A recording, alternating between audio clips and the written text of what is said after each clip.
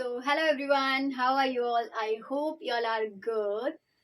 तो आज हम अपना आगे का टॉपिक स्टार्ट करेंगे, ठीक है, जो कि ऑर्गेनाइजिंग का ही है, उसका ही आगे का पार्ट है, ठीक है।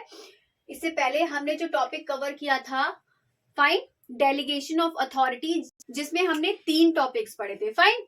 And today we'll study about the centralization and decentralization. अब देखिए, इन दोनों वर्ड का अलग अलग मतलब होता है, क्या मीनिंग होता है, today we'll study, okay. See, first of all, what is centralisation?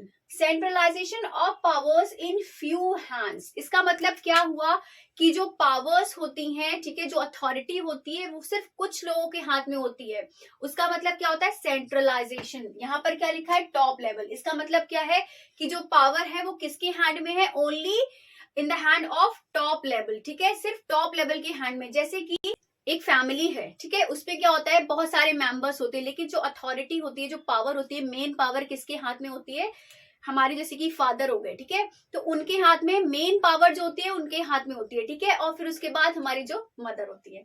तो वही चीज है कि जो एक इंसान के हाथ में अथॉरिटी होती है, कुछ लोगों के हाथ में अथॉरिटी होती है, वो उसको हम क्या बोलते हैं? सेंट्रलाइजेशन, ठीक है। ऐसे ही कंपनी में क्या होता है? जो पावर टॉप लेवल के हैंड में होती है, उसको हम क्या बोलते हैं? सेंट्रलाइजेशन, ठीक है।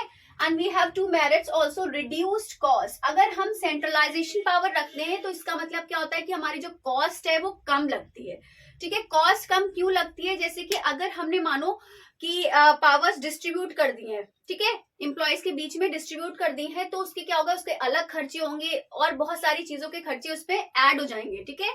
तो उससे हमारी कॉस्ट बढ़ सकती है। इसीलिए अगर एक के हाथ में पावर रहेगी, एक तरह का दिमाग चलेगा, एक ही डिसीजन लेगा, तो उसमें क्या होगी? कॉस्ट का कम होना इजी हो जाता है, ठीक है।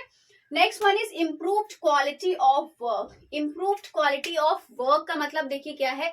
अब यही जो मैंने आपको फैमिली का एग्जांपल दिया, अब जो काम हमारे मम्मी और पापा अपने अकॉर्डिंग कर सकते हैं, क्या हम लोग वो चीजें कर सकते हैं? नहीं कर सकते, ठीक है, क्योंकि उनकी जो मेंटालिटी होती है, उनकी जो यहाँ मेंटल पावर होती है, उतनी पावर हम लोगों के पास नहीं होती है, ठीक है, क्योंकि हम ना एक्सपीरियंस मैटर्स, ठीक है। तो उन लोगों को जो एक्सपीरियंस हो गया है वो हमें एक्सपीरियंस नहीं होगा, तो जो उनके काम की क्वालिटी होगी वो हमारे काम की क्वालिटी नहीं हो सकती। ऐसे ही कंपनी में क्या होता है? जो टॉप लेवल पर बैठे हैं वो ऐसे ही थोड़ी बैठे हैं, कुछ तो एक्सपीरियंस होगा, इसीलिए वो टॉप लेवल पर बैठे हैं, ठीक है। तो इसीलिए क्या कह रहे हैं यहाँ पे? इम्प्रूव्ड क्वालिटी, मतलब वो जो वर्क खुद से करेंगे उसकी क्वालिटी कुछ अलग ही होगी, और जो एम्प्लॉयज से कराएंगे उसकी क्वालिटी अलग होगी, क्योंकि एम्प्लॉयज क्या है? अपने वर्क में एक्सपर्ट हैं, लेकिन उनके वर्क में एक्सपर्ट नहीं है, ठीक है। जो टॉप लेवल का वर्क है उसमें वो एक्सपर्ट नहीं है, ठीक है। इसीलिए यहाँ पर बोला गया improved quality of work, okay. Now this is about the centralization. Now what is decentralization? Systematic distribution of authority at every level, ठीक है। एवरी लेवल का मतलब क्या है? We have 3 levels.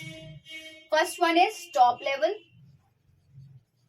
Then middle level, then last one is lower level, ठीक है। These 3 levels we have. Top level पे कौन लोग होते हैं? जो हाई मतलब जिसके पास हाई अथॉरिटी होती है, ठीक है, सबसे टॉप पर। मिडिल लेवल पे कौन हो जाते हैं? हमारे मैनेजर्स वगैरह हो जाते हैं, ठीक है। लोअर लेवल पे जो हमारे होते हैं वर्कर्स वगैरह होते हैं वो हो जाते हैं, ठीक है। और यहाँ एम्प्लॉयज वगैरह होते हैं, मैनेजर्स यहाँ होते हैं टॉप लेवल में, ठीक है। तो ये यहाँ पर क्या हो गया? यहाँ पर बोला है systematic distribution of authority at every level, मतलब जो अथॉरिटी है वो क्या करते हैं? लोग डिस्ट्रीब्यूट कर देते हैं तीनों लेवल्स पे, ठीक है, जिससे कि काम क्या हो? डिस्ट्रीब्यूट हो जाए और काम करने में इजी हो जाए, ठीक है। काम हमारा क्या हो? इजीली हो जाए, सारा काम जो भी हमने अपना डिसाइड किया है, ठीक है। इसीलिए यहाँ पर क्या होता है? ये अपनी पावर्स को डिस्ट्रीब्यूट कर देते हैं अमंग द एम्प्लॉयज, ठीक है। एम्प्लॉयज के बीच में वो पावर्स डिस्ट्रीब्यूट कर देते हैं, उसको हम क्या बोलते हैं? डिसेंट्रलाइजेशन, ठीक है। सेंट्रलाइजेशन मीन्स जहां अथॉरिटी एक के हैंड में होती है, only in one hand, but decentralization meaning जहां पर क्या होता है? पावर जो होती है, अथॉरिटी जो होती है, वो काफी लोगों में डिस्ट्रीब्यूट कर दी जाती है in a systematic way, fine. Now अब इसके भी यहाँ पर कुछ एडवांटेजेस हैं, देखिए, मेरिट्स हैं। डेवलप्स इनिशिएटिव अमंग सबऑर्डिनेट्स, मतलब यहाँ पर क्या होता है, मैंने जैसे कल आपको बताया था अपनी पिछली वाली वीडियो में कि जब हम एम्प्लॉयज को सुपीरियर का वर्क देते हैं तो वो क्या होते हैं, मोटिवेट फील करते हैं कि हाँ हमें सुपीरियर का वर्क मिला है, मतलब हमें कुछ तो बात है, ठीक है ना।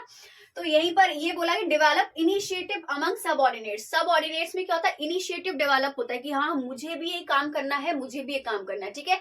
अगर हमारे बीच में से, जैसे घर में ही एक बात ले लो कि अगर मम्मी पापा ने किसी एक बच्चे की तारीफ की है तो दूसरा क्या कहता है कि इसकी क्यों हुई है, ठीक है, कुछ तो रीजन होगा ना कि उसकी हुई है और हमारी क्यों नहीं हुई। तो वही चीजें यहाँ पर होती है कि जब हम जॉब करते हैं जहां पर भी, तो एम्प्लॉयज को कुछ ऐसा काम मिल जाता है जिससे कि दूसरे एम्प्लॉयज को क्या लगता है कि हमें भी ये इनिशिएटिव लेना है, हमें भी करना है, ठीक है, इसीलिए वो डेवलप होता है उसमें वो चीजें।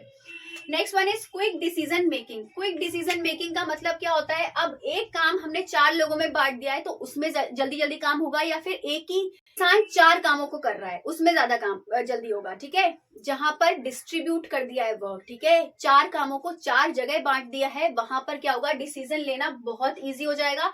और टॉप लेवल वालों को, क्योंकि टॉप लेवल क्या होगा, वो अपना और भी जगह अपना फोकस कर सकता है अपनी चीजों को, ठीक है, जो भी चीजें हैं मैनेजमेंट के रिलेटेड वो सारी चीजें, ठीक है। Next one is develop managerial talent for future. इसका मतलब क्या है, जैसे कि एक सुपीरियर ने अपना काम दिया एम्प्लॉय को, ठीक है, अब इन फ्यूचर वो नहीं रहता है उस कंपनी में, वो उस कंपनी से क्विट कर देता है या फिर कुछ भी रिटायर हो जाता है, एनीथिंग कैन हैपन, ठीक है। तो वो क्या करेगा कि जो उसने काम दिया है उस टाइम एम्प्लॉय को, पहले अपना काम उसने करवाया था, तो अब फ्यूचर में वो उसके लिए बेनिफिशियल होगा, ठीक है। बेनिफिशियल क्यों होगा, क्योंकि वो एम्प्लॉय ऑलरेडी काम को जानता होगा, तो उसकी पोस्ट पे उसको रख सकते हैं अगर वो इतना कैपेबल है, उसने अगर अच्छे से काम करके दिया होगा तब, ठीक है। तो यही मतलब है इसका कि develop managerial talent for future. Future के लिए वो जो टैलेंट होता है वो क्या अच्छा होता है, बेनिफिशियल होता है, ठीक है। Now next one is promoters creativity. Promoters creativity होता है कि जो क्रिएटिविटी है, जैसे क्या होगा, जो एम्प्लॉयज हैं अगर उसको दूसरे का काम मिल रहा है तो वो क्रिएटिव हो रहा है ना, उसमें क्रिएटिविटी क्या हो रही है, बढ़ रही है, ठीक है, काम करने की।